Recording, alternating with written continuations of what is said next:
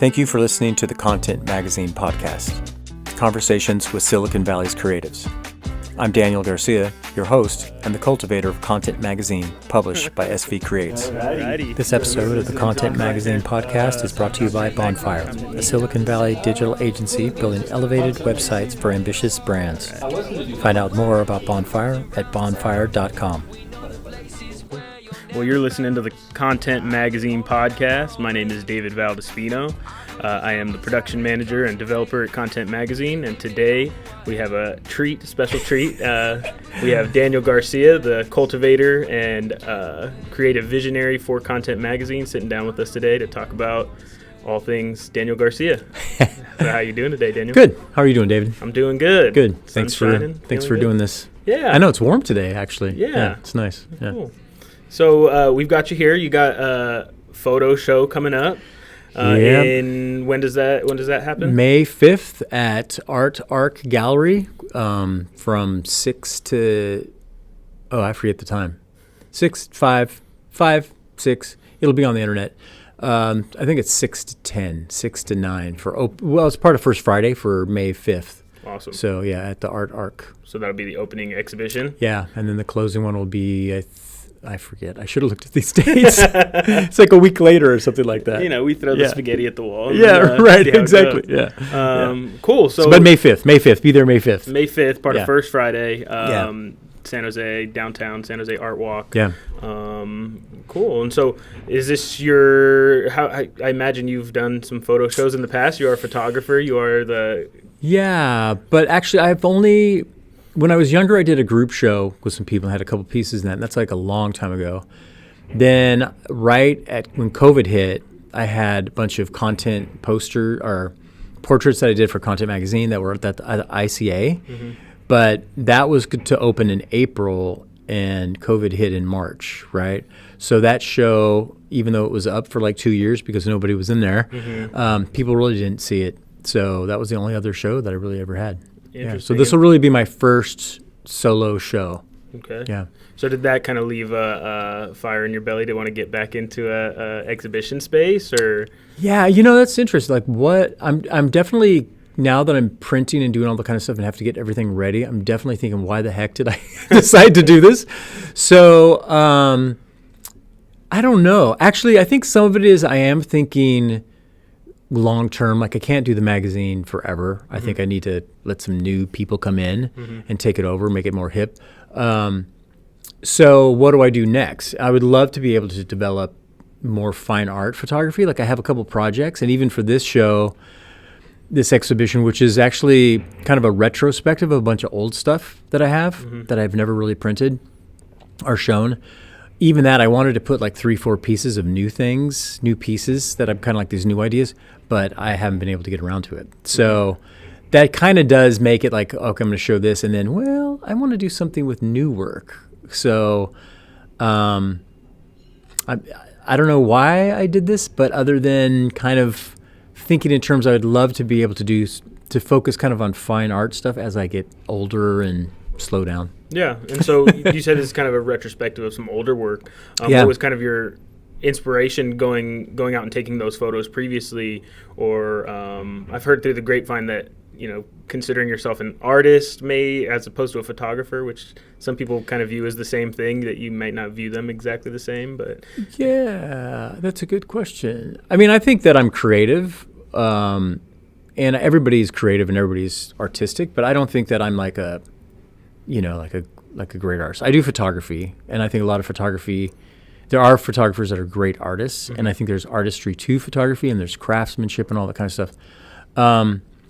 So I don't know. I mean, the reason that some of the stuff that I did is like most photographers, I started out doing street photography, right? Like you kind of walk around, you want to learn how to use the camera, so you spend these times just walking around the street, following people, taking pictures of it. So I did that, and some of those negatives I've never even printed.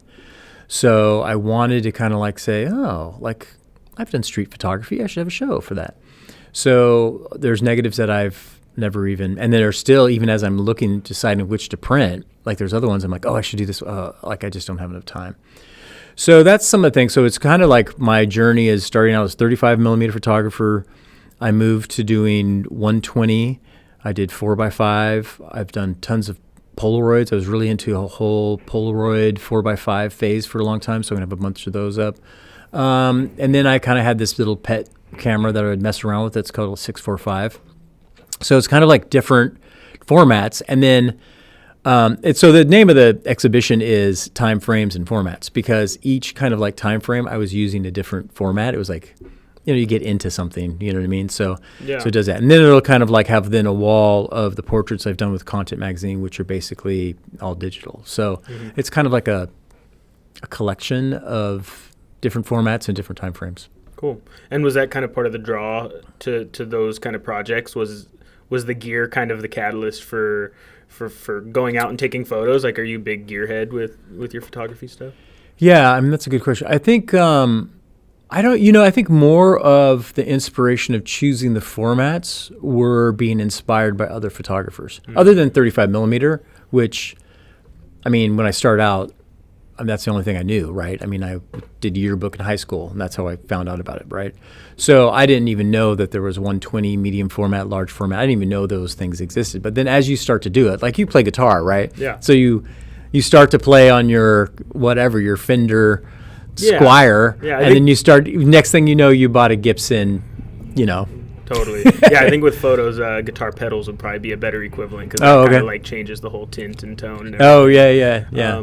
But how do you feel that different formats impact the work, or are there certain things that are better to capture with different types of cameras? Or? Yeah, totally. I mean, 35 millimeter is great for photojournalism, on the go, street photography. Like, it's really good for that. 4x5, of course, you have to put it on the tripod. It's very still. So that's, a lot of landscape people do that, portrait photographers. My kind of thing was like I was kind of inspired by photographers. And so like with 4x5, there's like Irving Penn, some of the older photographers. And even there was sports photographers back in the day that would shoot sports with 4x5.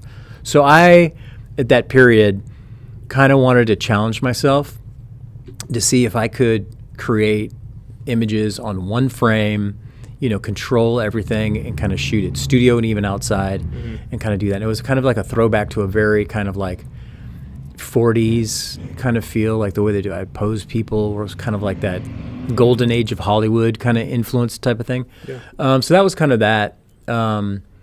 And then 120 was more just because I was doing a lot of model portfolios and jobs and stuff, and 4x5 was super expensive, right? It's one frame per shot, and the client wants to see 100 different options. Do you know what I mean? So that gets super expensive. So I was like, okay, well, I can shoot 120, and I can get, I did 6x7, Pentax 6x7 for your Gearys. But, and so that gives you like 8 frames and stuff like that. So I was able to get more. Okay. So, yeah. And so, did you go to school for photography? Yeah. Okay. Yeah, actually I did, yeah. I mean, I started out in high school, senior year, I was on yearbook, and then I decided to go to Chico, and I took some photo classes up there. I was going to play soccer, but I got injured. So I went to Chico, took photo classes and started to do stuff. But I learned a lot in high school, developing my own film, built a darkroom. Then I was there, and I decided, like, you know what, I want to do photography. So I went to Academy of Art, and then from there, but then I dropped out, unfortunately. I think it was a bad move, but I took a fashion portfolio class. I got 10 prints, and I went out. After I printed them out, I went around and got a little portfolio, those big, huge cases that you carry around rather than on the iPad. And I went to a local model agency here in town, and the day before, they had just hired their staff fired their staff photographer. So she said, hey, can you start tomorrow? Do you want to do it? So I started doing that, and I started shooting, and I was making pretty good money. It was like all cash and all that kind of stuff. And I was like, why am I paying to go to school?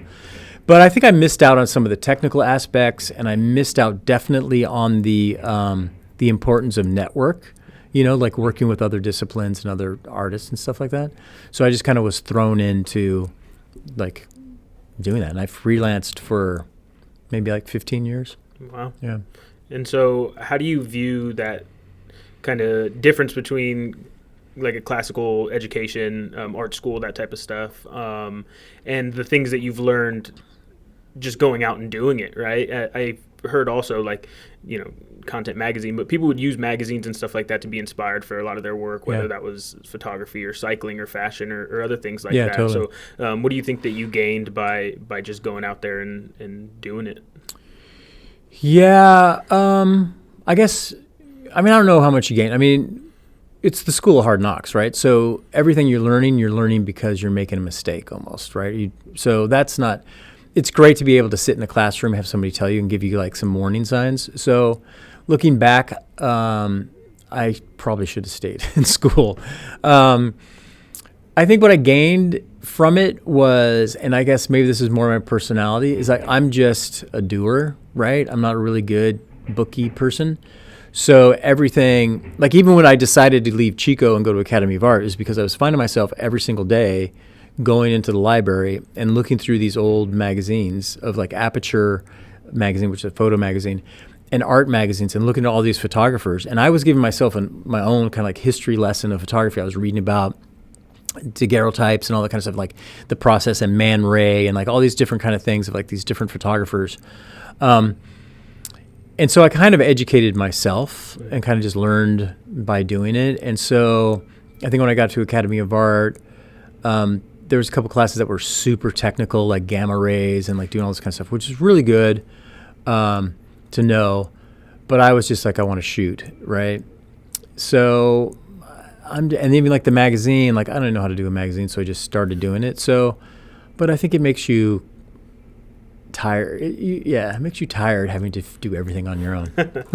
Yeah, it's funny. I've talked to artists that have kind of done it the going to school type way, getting a degree in art way, and then people that have done the school of hard knocks style way. Yeah. And both people kind of have give and takes from those situations. Yeah. One thing I've heard a lot from classically trained artists and other folks as well was they teach you the rules so that you learn how to break them. Yeah, right? totally. Especially with art. Yeah.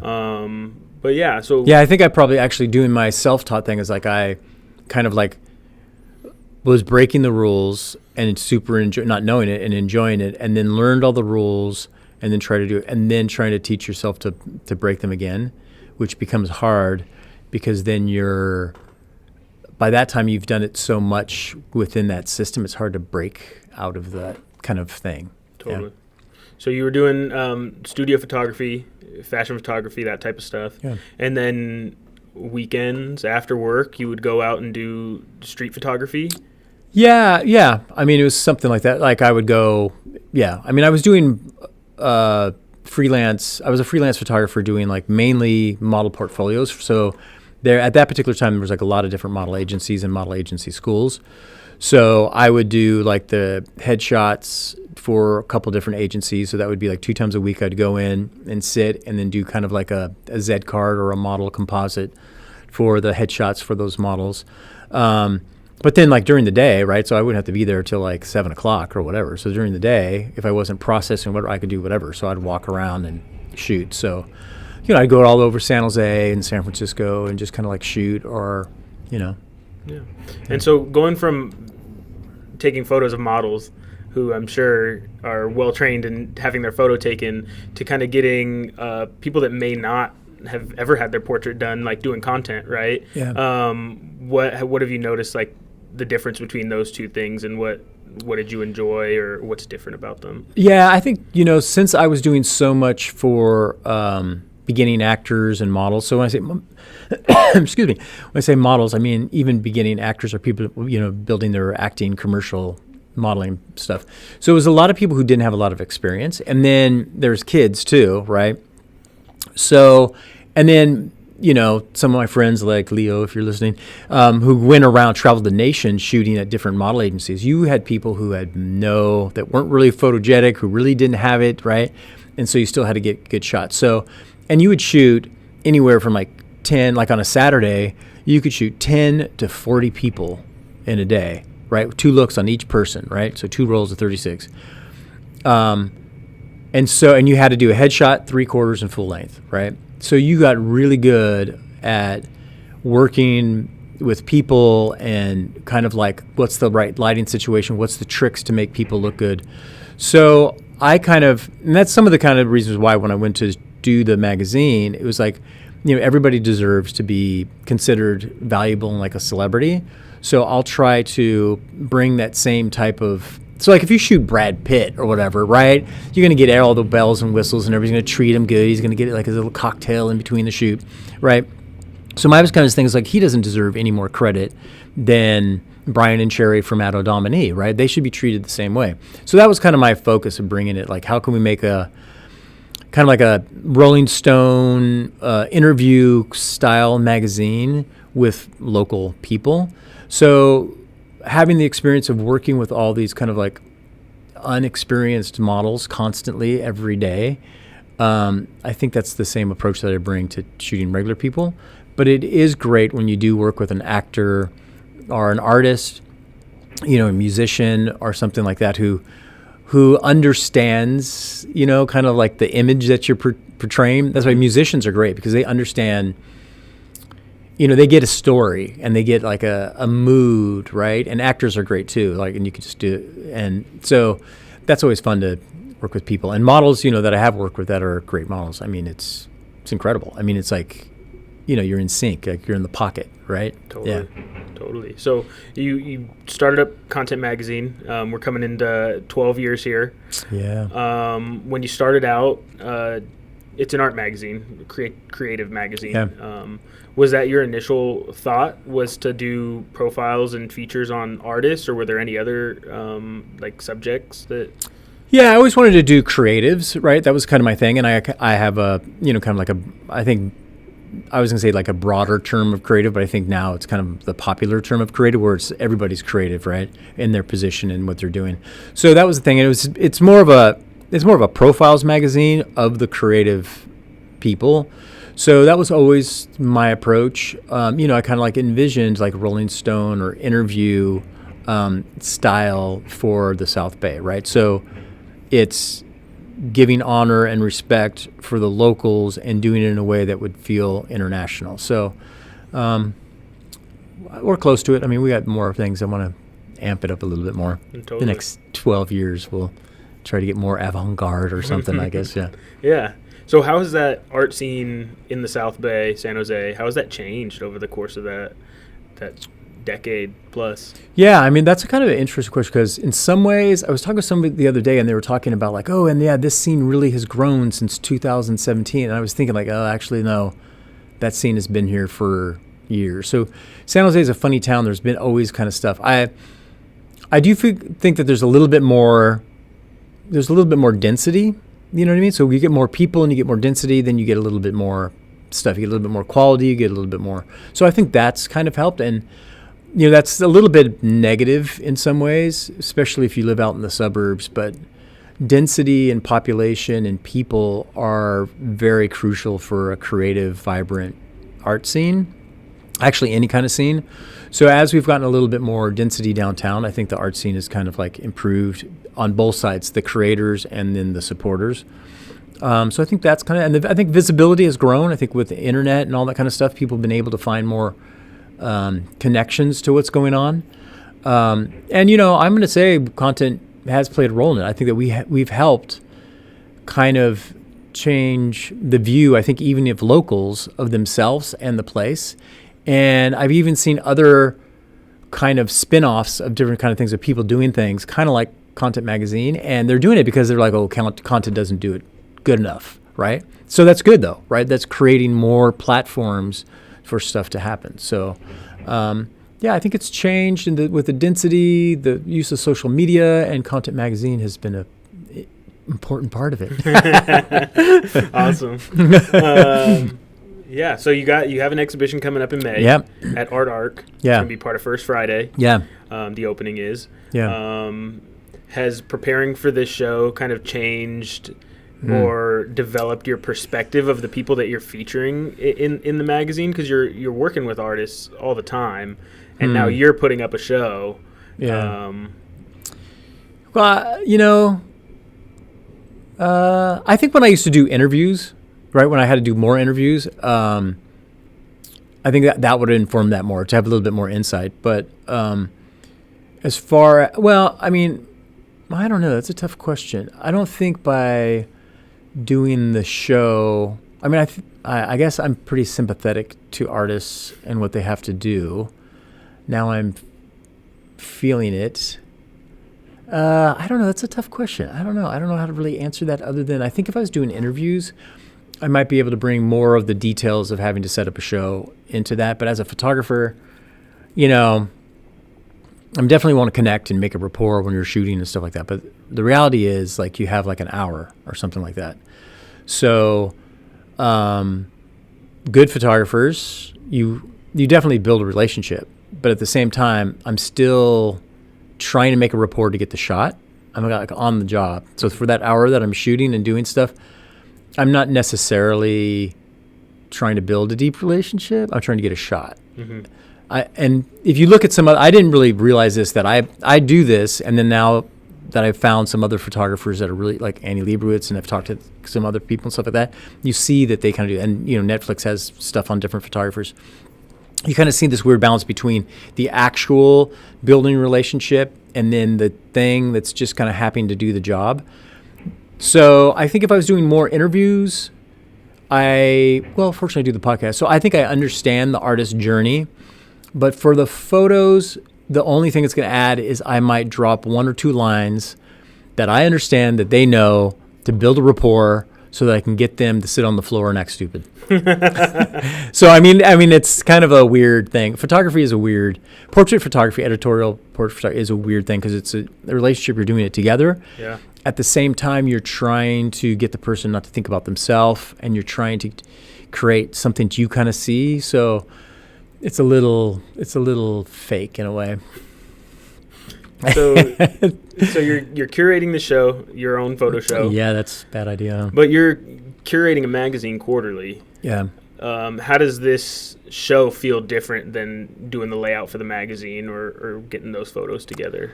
That's cool. I'm glad that you said that, and because that's a good question. Because what I was doing, actually, I was getting it together, and I was thinking like, oh, I don't know what goes together, and I even told myself, wait a second, I do this friggin' all the time. So I was like, just trust your instincts. So, yeah. I mean, the tough thing is, I think when you're doing a thing, there's images that I want to print because I want to see what they look like.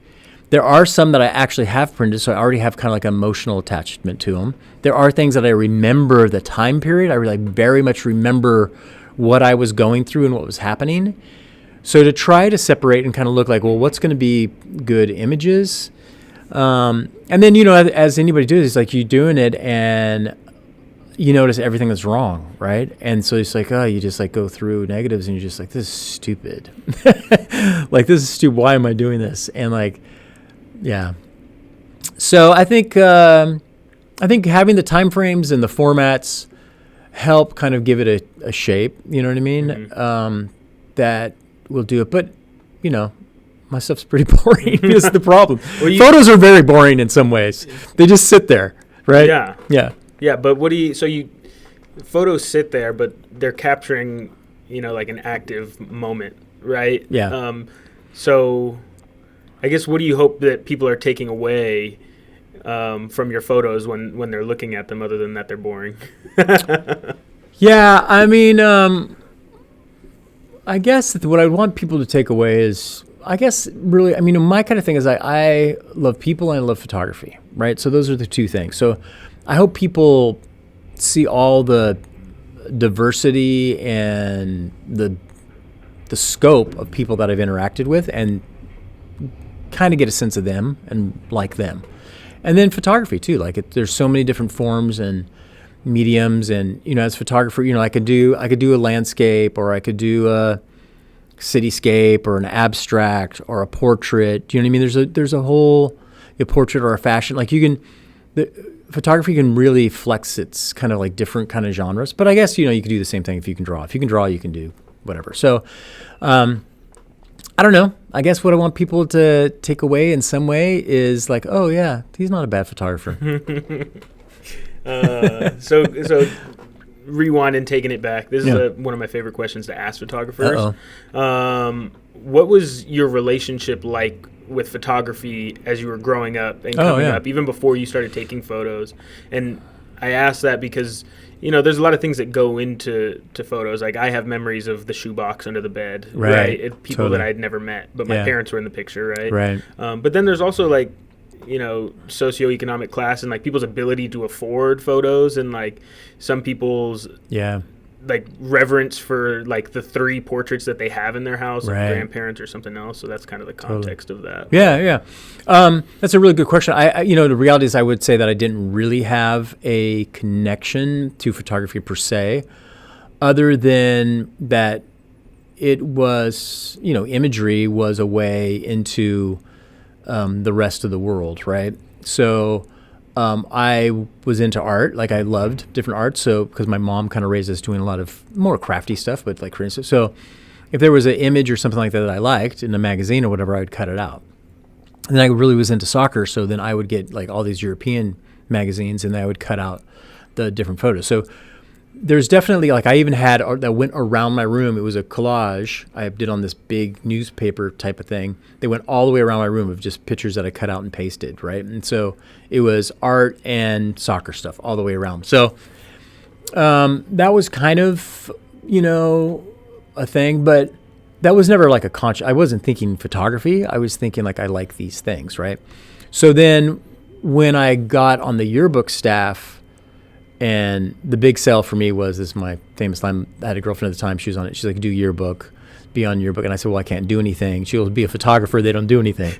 So that was the big sale. So actually, I did it and I developed my first roll of film and it just felt right. And so then that's kind of like started the journey. But it wasn't really, I didn't have like a special relationship. I mean, my grandfather, I do have some old negatives that my grandfather took from when he was stationed in Hawaii during World War II and stuff like that. But I didn't even know those existed. So it wasn't like that was formative and he had a Brownie camera and that shaped who I am. It was more I had an opportunity to take a class and play around and not have to do schoolwork. And then I found that, photography is fun and cool. Awesome. And it opens up doors too. I have to say, like, especially at the younger point, and even now, it's like, you have a camera, you have 2 cameras or whatever, and you know what you're doing. You can go pretty much anywhere. Mm-hmm. So I really enjoyed that part. When I was younger and I started out, like, every club in San Francisco, I was just able to go in because I could just, I knew the people or whatever. So that was kind of, fun just to be able to have access and those kind of things. And, as a young man shooting fashion, you know what I mean? It was like also, girls, you know what I mean? So none of it's like super, probably a lot of it, all the motives are probably pretty yucky. But, in the process of that, I fell in love with photography, right? Yeah. But it's not like a family long tradition or anything like that. Yeah. Well, it's interesting because when I ask photographers that question, it usually goes into like the act of taking photos. Yeah. Whereas like we see images like on a minute to minute basis, right? More and more it's moving towards video instead of just photo, but that's cool. That's interesting. Yeah, I guess that's kind of interesting. I mean, like the act of taking the picture. I mean, for me, it's been so much about people. So it's always just been hanging out, and I get the energy out of that, right? For still lifes and abstract, right? That's kind of different because you are trying to create something or grab something. Street photography is fun. That's a fun process too because you're trying to catch these little moments in between things. I always create it as like you're stealing, right? That was very much like kind of like almost like being a thief, right? Because you're going around and you're capturing this person. Do you know what I mean? Mm-hmm. So, yeah, but those were all fun, And were you the kind of person that couldn't wait to go develop the film and see the pictures that you took? Yeah, of course. Yeah, I mean, nowadays with the back of the camera, the digital, yeah. Yeah. But I think, I've told people this too, is that I've lost some of my photo skills because of the digital camera, right? The process and the thinking process that you had to have when you were shooting film and you couldn't see it till a day later was totally different. You had to be much more in tune. So I think that's why I think it's good for people who have to shoot film because you could shoot it and you not know what you're getting. So I have like even looking at you with the light right now, like I can think about what that's going to look like on film, right? I can see the end process somewhat, you know what I mean? And I used to be able to judge like how bright the light was, like because you're so used to it. Nowadays with the digital, it's like, what's going to click? And then like, I can move that around, right? Yeah. But back in the day, man, it was, I mean, when I started shooting, there was like Kodak had Kodachrome 25, Tri-X, right, was 400, which was like fast. And then they came out with Ektachrome 100. Mm-hmm. So those are pretty slow. Now, I was doing something the other day, and I just cranked my camera up to 1600. Those are ISOs. These are called ASA back in the day. So those are like the film speeds and stuff. So, but 25, right? When you figure, I mean, that is like, so 400, 200, 100, 50, 25. So that's 5 stops or 5 shutter speeds slower, right? So that means if I was shooting here at a speed of 60, which I can hold with my hand, I would have to go open up 5 times. So it's 30, 15, what's 8? That's like a second. Yeah. And so you can't hold still with that. So you had to have tripods and lights and, yeah. Different game. Anyway, Wow. I don't remember what the question was, but that's... Yeah, no, but now I hear folks, like, I get anxiety thinking about coming home with 5,000 photos. You know, like, I know people do photo projects and they're out for the day and they'll come back with 2,000 photos. Yeah. And then the editing is like a whole nother process now, too. Yeah. Yeah, it's kind of, I mean, digital, I mean, I love digital because it is so much more efficient, so much economical, so much more environmentally better. I mean, just all the process. I mean, you can go out, shoot tons, and you can just throw it away. You can play around. You can just delete. It's gone, right? Film, you know, you can play around. You don't know exactly if you got it. And then there's still a whole other, the process of processing can go crazy. Even if you have a great lab, still stuff goes crazy once in a while. Something can happen to the film. If you process yourself, then you always make mistakes, right? So there's like this whole other, then you have to still print it too, unless, you know, you scan it or whatever. So there's like, it's a lot more steps. Yeah. And so this exhibition that you're doing, you've printed all of those pieces yourself. Yeah. There's digital, there's analog. Yeah. What you're going to break them down based on medium? Is that kind of your vision for it, or like the method of photography, right? I'm trying to figure that out. I got 2 weeks to figure that out. Yeah, actually, I'm going to do, excuse me. I'm going to have kind of like my 35 kind of street stuff. I mean, the only stuff that I'm really printing from 35 is all street stuff, because at that particular time I was doing lots of kind of fashiony stuff. And the reason I even got out of 35 is it's just so grainy and ugly in some ways. So that's why I went to 120. But so a lot of that is just going to be street stuff. So I have 35 millimeter. That's very much this kind of time period of my life, right? That's kind of the young me. And then it kind of moves into the 120 and the 4x5 and those kind of stuff. So it's going to be pretty much, it'll be together as formats. And that pretty much hits a timeline of my life, but not exactly. 120 and 4x5 stretched and popped back in, so it'll be a little bit different. So I'll do it more by the frame size, the medium size, yeah. And as you were going through the archive, kind of looking at this old film and photos, was there anything that you realized or something that you remembered that you had forgot about? Were there any aha moments as you were compiling this Well, it's definitely the street stuff. There was stuff that I never even knew that I had, right? I just processed the thing and had to do other stuff. And I really did not have a chance to explore all those or print all those. So that was kind of interesting. I mean, I used to go to the flea market in Berryessa and the Capitol and just roam around. And then I used to go to San Francisco and roam around. And I'm downtown. I got several prints from just downtown San Jose. There's even I have one. I don't know if I'm going to show, but it's of this building's in the back of it. Wow. Yeah, so it's kind of fun. Awesome. Yeah. Yeah, so it's going to be Art Ark in May. May 5th. What kind of photos are people expecting, like the content of the photos, right? So you're going to have some street photography, there's going to be some portrait shots, there's going to be content stuff. I'd say probably like 90% is people, and then 10% would be either buildings or plants. And how many photos roundabout are going to be on display, you think? 100, 200? I don't know. I don't know what it is. I really don't know.